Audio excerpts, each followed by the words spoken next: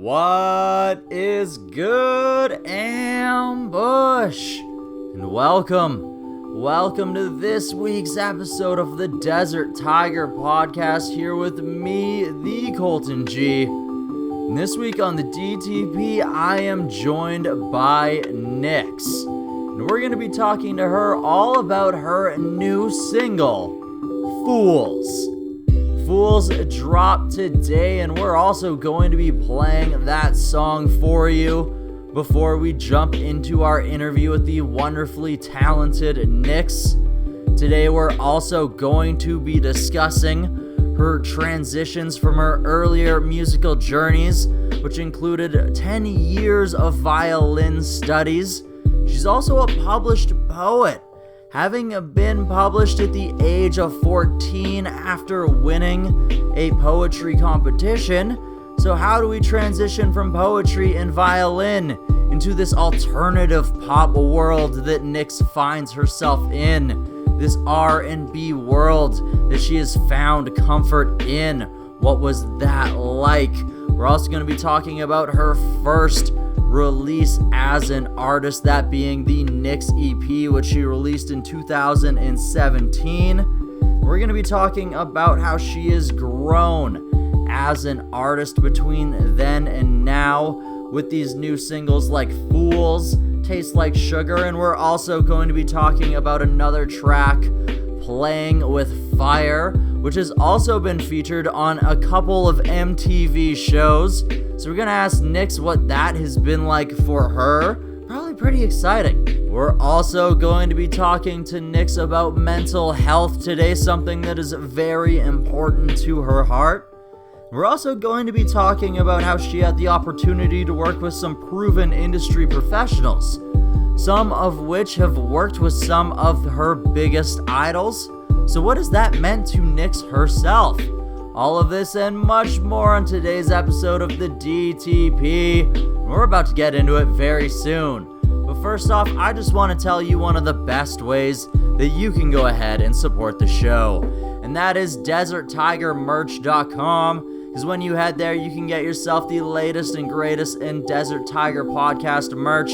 Rep the show everywhere you go. And well, that's the beauty of it. We have 2 new items. They are moving quick. They're almost sold out. Head to DesertTigerMerch.com right now and cop some of them for yourself.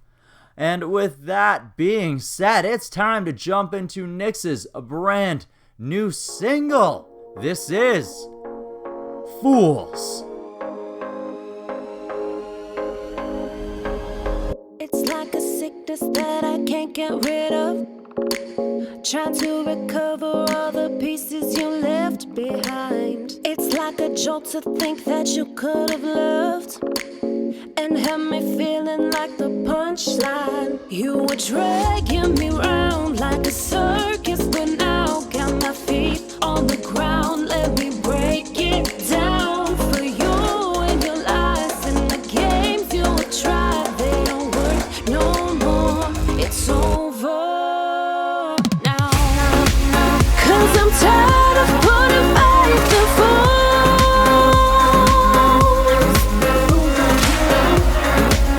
Got me tired of feeling only yours. It's time that I make my own rules, heal my own wounds, stand up again.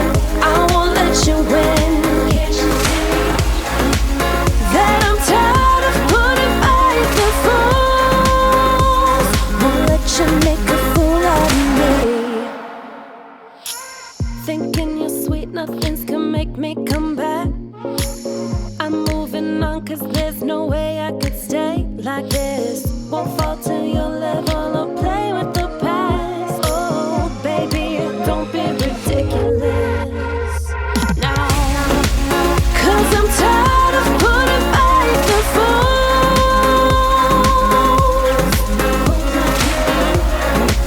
Got me tired of feeling only yours. It's time that I make my own rules, heal my own wounds, stand up again. I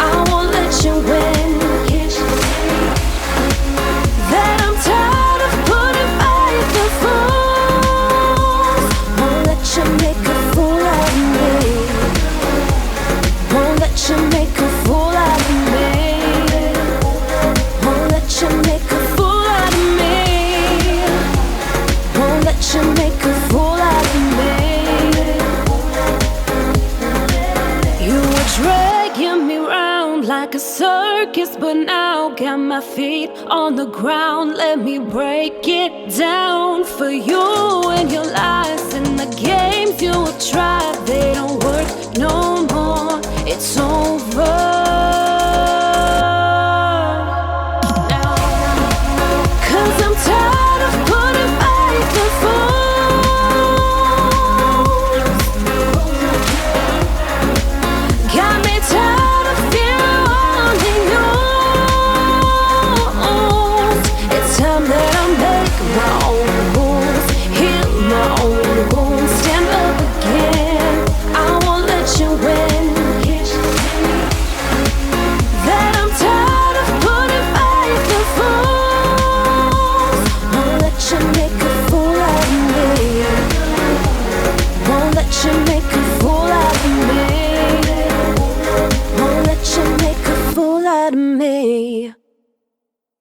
The Desert Tiger Podcast. Hello, is this Nix? Hey, yes it is. Hey, how's it going? I'm good, thanks. How are you? I am fantastic today. Very excited to connect and talk all about your new single, Fools. Oh, thank you. Me too.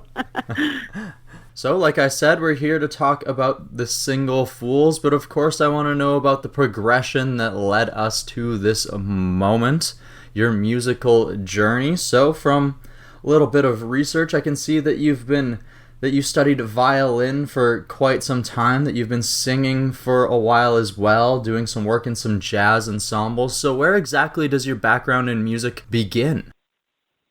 Well, I have to thank the great Canadian public school system.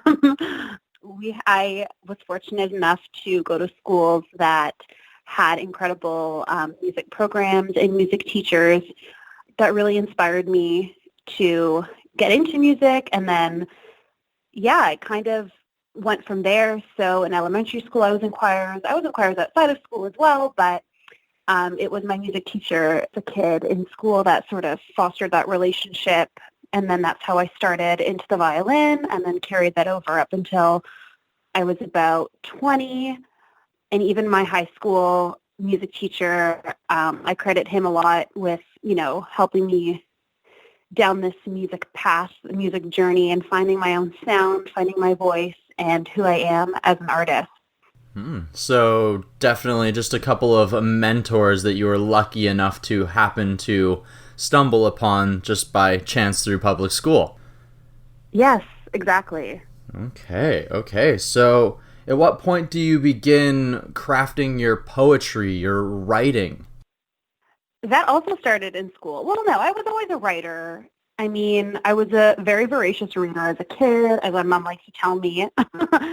And I guess writing just was another sort of innate hobby, talent that I loved to do. And when I was 14, I entered a poetry competition and ended up winning. I didn't even think anything of it. I didn't expect to win at all, but I won, and it was published in a little magazine. And I was like, oh, wow, that's pretty awesome. And then I just kind of, fused the two together, and I thought, well, I like writing and I love singing, so why don't I sort of write my own music? And it kind of started from there, and that's how I got into songwriting. Okay, so having played violin and singing in jazz ensembles, you definitely have a jazz sound to your music, but it's also got a lot more of a pop style to it. So at that point, at 14, what sort of genre of music were you writing? Was it all over the place while you were still trying to find your voice, or did you have a clear-cut direction from the beginning? Oh, it was all over the place, definitely. My music taste is all over the place, still is, was then, is now. I like everything, but I guess when it comes to my own personal stuff, now I only sort of have two paths, which I like to say either, I guess, pop, like top 40 pop, or more of a jazz funk kind of direction. But then it was kind of anything that I didn't want to, put myself into one sort of box with my writing. I didn't even think of it like that. It was just, what am I feeling? What do I like? What do I want to write about? What melodies or, ideas are coming to me? And that's what I wrote about then. I didn't have, I guess too, because it was new and it was just sort of for fun. I didn't think of it as well, I have to, like a formula, or it has to be a certain way to market it a certain way, or anything like that.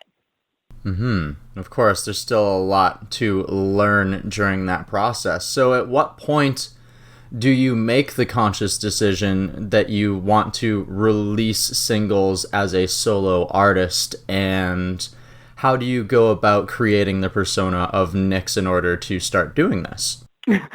That was, I was in university, and as I was studying, which I didn't study music, but that was one direction I wanted to go in, and I didn't.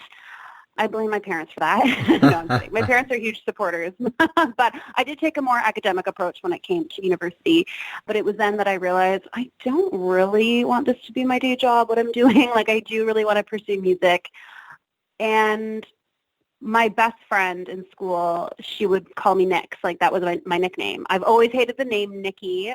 Anyone who knows me, like, don't call me that. So Nyx sort of became my nickname. So that's how the name even came to be. And I wanted something fun. I wanted something short. I wanted something sweet and light, because that's how I identify myself as an artist. And something catchy. Yeah, and it was then that I decided to sort of go solo and really pursue something professionally. Okay, so when you make that decision to start pursuing music, what is the first steps like? How do you go into creating the 2017 Nyx EP? Oh, gosh. Well, it's a lot of networking. It's a lot of really finding who you want to work with. There are so many talented producers, in the world in Toronto, where I am. There's so many. And it's really about finding the right person that you want to work with, that you want to connect with. And I was lucky enough to find a couple producers that I loved personally and professionally. And so I got to work with them after, I probably was a while, though, that I, sort of test the waters, listen to their stuff, hear about their story. I don't really ever jump into anything so quickly. I really like to play things out, see how things could go before because whatever I do, I put so much energy and passion into. So I want to make sure I do things right, authentic things that are authentic to me. So I really always want to make sure that I'm working with the right people. So it was a big process, but it took a while, but I finally got there and did it. Well, you definitely want to make sure that you are making choices that you're okay with in the future as well, because this is the persona that you're trying to move forward with this career that you wish to pursue. Yes.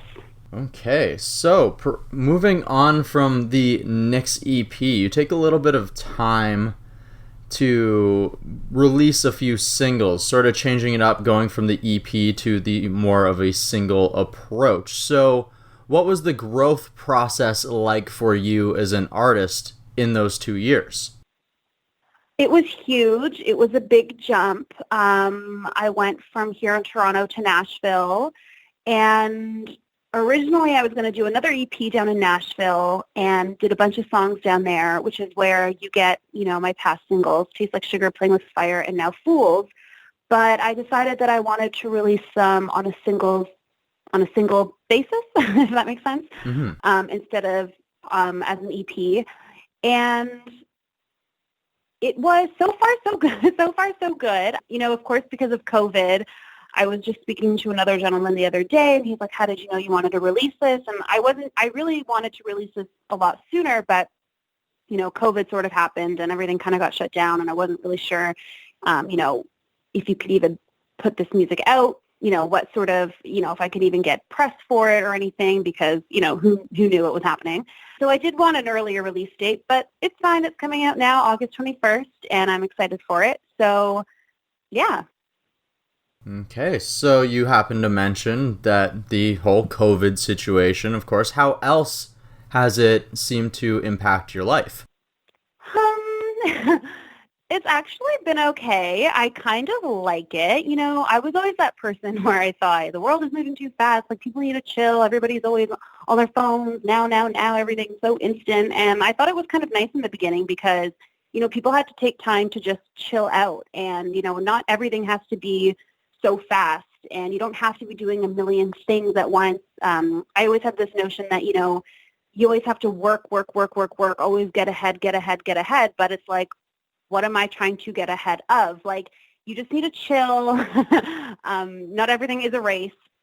And I feel like the world kind of slowed down for a bit, which it obviously did, but in a nice way. And I think people started to realize, you know, the more important things in life, you know, we get to spend more time now with our family, maybe not our friends so much, but, you know, if you're living with your family, or a lot of people moved back in with their family during this time. And it's just been nice to sort of get back to the basics and take a moment to realize, you know, what is more important. And for me, I've loved it because I am, you know, quote unquote, quarantining with my family, and we are all alive. We're doing really well. And while I do miss, you know, obviously going out, going into the studio or seeing friends, it's been okay. I mean, you know, in the grand scheme of things, it hasn't been a year yet. So I know it feels like forever, but it hasn't been years. It's only been a few months, and things are really starting to open up, at least here in Canada or here in Toronto. So that's good. And yeah, I'm just doing really well. Seen it all before, ashes on the floor. Wanna just ignore, don't wanna get hurt anymore. Thought that I had learned the point of no return. I know I could get burned, 'cause now you hold my fate with yours. Let me say what's on my mind before it gets too close. So listen, baby, if I let you break down my walls tonight, I shatter the gun that I hold so tight. Are you just gonna burn me and leave me in 1,000 pieces? Would I be crazy if I let you walk through these doors like that? Or go up in smoke, moving way too fast? Are we just gonna lose everything to desire? Baby, we're playing with fire, fire. Playing with fire, fire. Standing on the edge, real or pretend, do it all again. Wonder where we'll be in the end. Let me say what's on my mind before it gets too close. So listen, baby, if I let you break down my walls tonight, I shatter the gun that I hold so tight. Are you just gonna burn me and leave me in 1,000 pieces? Would I be crazy if I let you walk through these doors like that? Or go up in smoke, moving way too fast? Are we just gonna lose everything to desire? Baby, we're playing with fire, fire. Playing with fire, fire. Playing with fire. Ooh. Can you tell me now? Is it gonna be all worth the rest? Can you tell me now? Is it gonna be all worth the rest? We've been talking about something that's different from the rest. Is it worth the risk? Love like this. So listen, baby, if I let you break down my walls tonight, I shatter the gun that I hold so tight. Are you just gonna burn me and leave me in 1,000 pieces? Would I be crazy if I let you walk through these doors like that? Or go up in smoke, moving way too fast? Are we just gonna lose everything to desire? Baby, we're playing with fire. Is it gonna be all worth the rest? Can you tell me now? Is it gonna be all worth the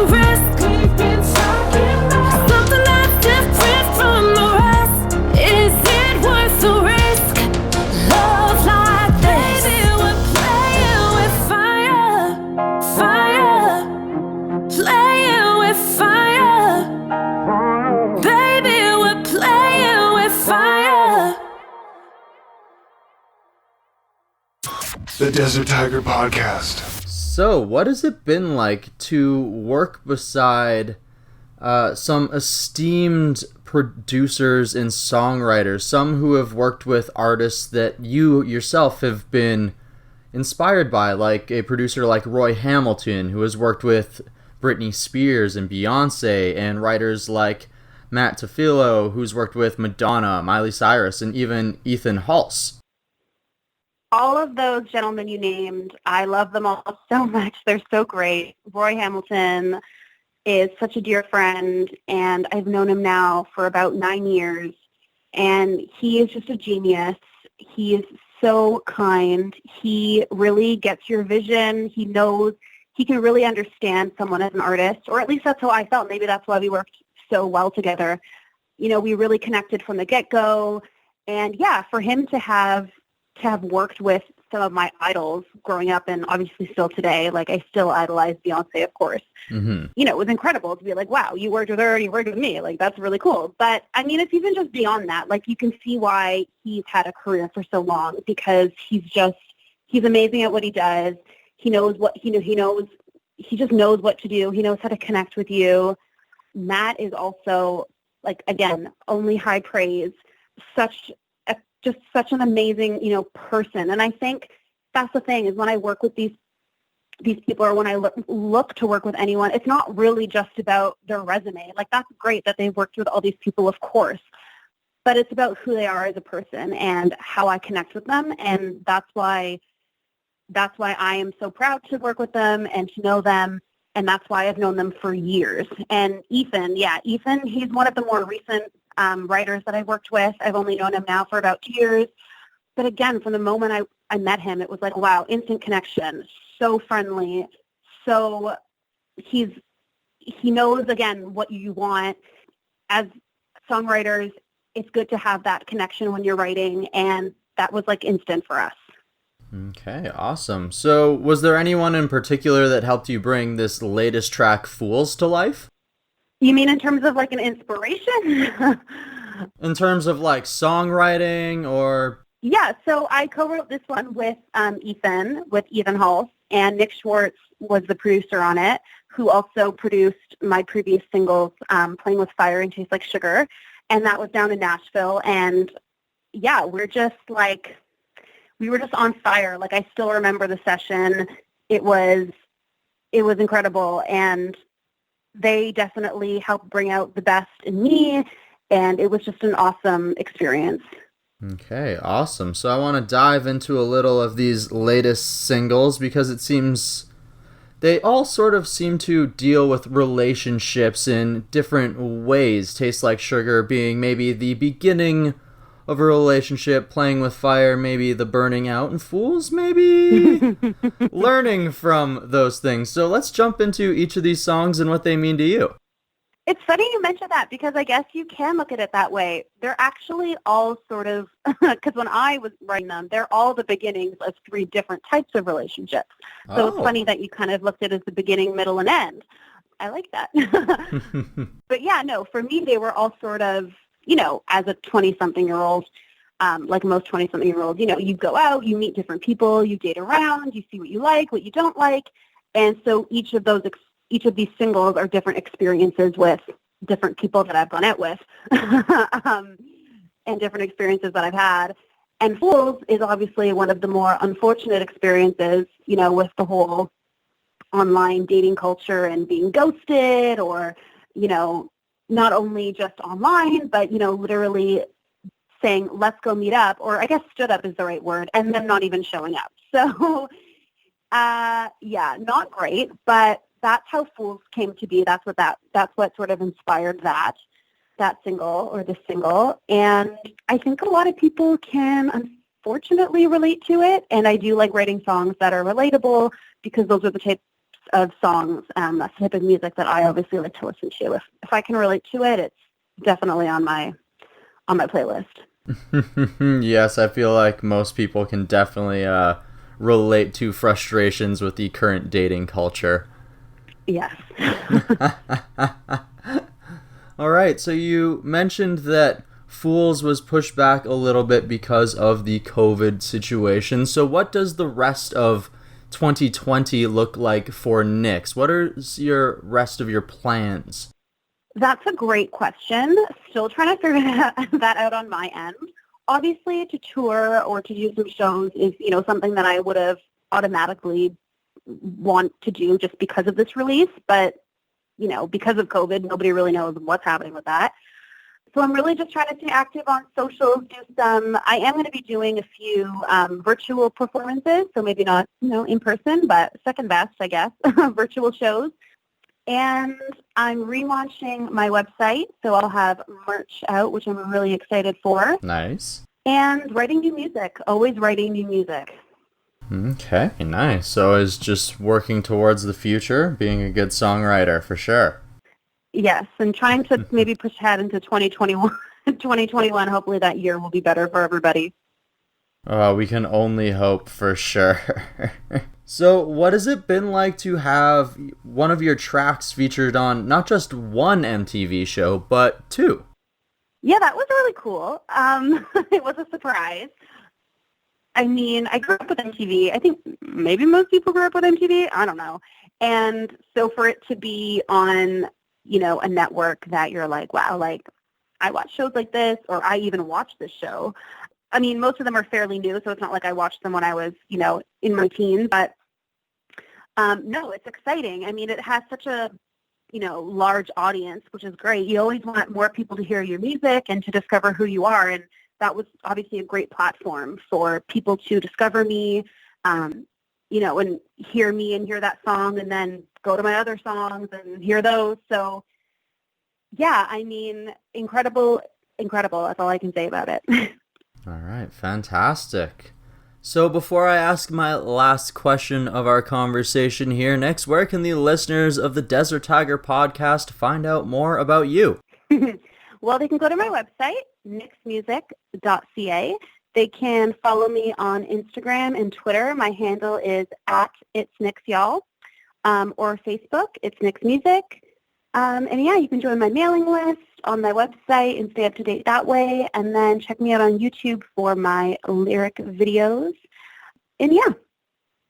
Fantastic. Awesome. And they definitely should do that. So I noticed while doing my research that you actually donated some money to the Canadian Mental Health Association. I did. Last year, of course. So I want to know, how exactly has the Canadian Mental Health Association, what is its importance to you? And if you're willing to, what are some of your own experiences with mental health, and how have you yourself battled through them to come out on the positive?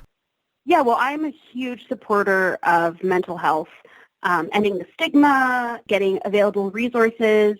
Unfortunately, there are resources, but a lot of them are very expensive, or a lot of them you have to wait so long. And when you're in a mental health crisis, you don't have time to wait months. You can't be on a wait list. So while we do here in Toronto have, and CAMH is the hospital that I donated to, and it's one of the leading mental health hospitals in North America, unfortunately, and while it is free, which is, amazing, there are wait lists and there are wait times for many people, which, like I said, when you're in a mental health crisis, you can't wait. You need to be seen. You need to see somebody. I've personally dealt with my own struggles with mental health, with depression and anxiety. And of course, that's, music has been my outlet for that, which is my single 6 Feet Under sort of looks into that part of my life. But I think it's important to give back to causes that you're passionate about, no matter what it is. I strongly encourage everybody to do that. It does not have to be mental health if that's not what you want to support. But for me, it's very personal to me and to a lot of my friends. So that's why it's, an area that I support. And I'm so happy to support it. And I'm definitely going to be making more donations in the future. All right. Well, fantastic. I'm glad that you are continuing to try to be the change that you wish to see within the world. Yes. And I encourage everybody to take that step. And so do I. Thank you so very much, Nix, for joining us here today to tell us not only about your new single, Fools, but your journey as an artist. Well, thank you. I'm so appreciative of the opportunity, and I'm so great. So great. That doesn't make any sense. I'm so happy I can speak to your audience as well. That's just how excited Nix was to speak with you, the Ambush, all about her new single, Fools, which we played for you today. We also played another single from her, Playing with Fire, and you can find both of these tracks. Yes, that's right. Both of these tracks on your favorite music streaming service, as well as the rest of Nix's catalog. When you're there, hit that follow button so when she drops more music, you can have it in your hands, in your ears, as soon as it's out. Notifications on your phone. Yes, and with that being said, it's time to give one last roaring DTP thank you to Nix for joining us here today to tell us all about her journey, all about Fools. And I have to go ahead and thank Cassandra and the Strut team for going ahead and setting the whole thing up. And last but not least, it is you, the wonderful Ambush, the dedicated Ambush, for tuning in once again to this episode of the DTP. If you're new, if this is your first time listening, go ahead and hit subscribe on your favorite podcast listening service so that you can join the Ambush. It's that easy. You can also help us grow by giving us a review. 5 stars on Apple Podcasts or Stitchers would be fantastic. Or if you enjoyed this episode, you can also share it. Take a screenshot and go ahead and tag It's Nix, y'all. Go ahead and tag me, the Colton G, as well as the Desert Tiger podcast so we can show you some love back. And well, yes, next week on the show, we're actually going to be doing a double episode. That's right, 2 releases. We're not only going to be joined by Bear, lead singer of Need to Breathe, we're also going to be joined by Christy Palace, Canadian singer, songwriter, alternative pop artist. So I hope that you can't wait for both of those journeys here on the Desert Tiger podcast next week. And until then, I want you guys to go put your paws in the sand, go find your desert oasis, go find your mountaintop, whatever it is that makes your heart sing. And when you're there, do it to the best of your ability. Let your voice roar out, because it's beautiful, just like you. And until next week,